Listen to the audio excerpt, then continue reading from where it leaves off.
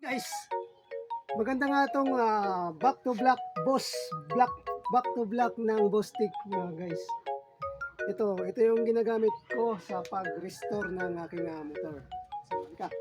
Tingnan natin. So, pakita mo ito. Ito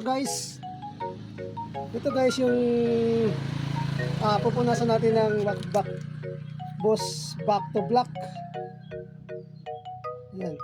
Ano mo lang siya guys, pupunas mo lang siya. Ganyan ba? Lagyan mo lang siya ng yan, ganyan. Tapos, ipupunas mo lang siya guys. So, back to black na siya. Ayan o. Ayan o. Oh, ayan na siya guys. Maganda na siya guys. So, legit talaga yung back to black ni boss. Ayan, no? Oh, pupunas niya na siya guys, ganyan. Tapos pagka naano naman siya, ganyan mo ko dito. Ganyan guys. Gaano mo lang siya guys, pupunas. Isang mo ko video. Yan oh, pupunas mo lang siya para bumalik yung pagka-black ng inyong mga unit. Ayan oh, di ba?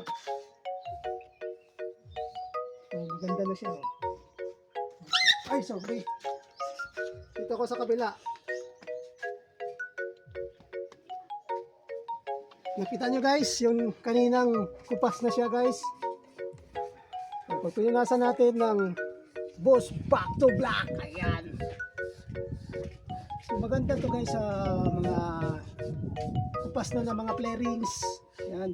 Yan ang ginagamit guys. So, legit talaga siya, legit. Di ba legit? Oh ha? Oh guys. Oh, tingnan nyo to guys. Tingnan nyo ha. Ito, pupunasan ko ng back to black.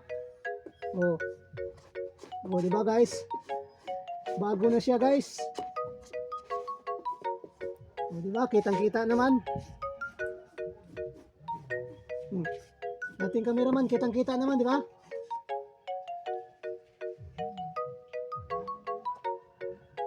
Ganyan ang mangyayari guys pag ginamit nyo itong Boss to Black. Yan, Boss Back to Black.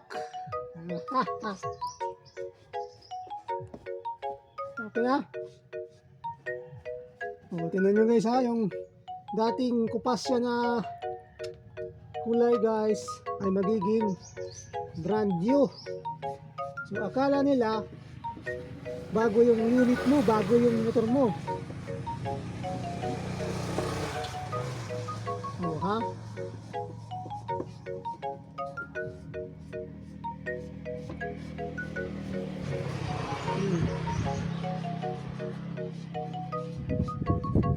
Ha? You see? You see what I see?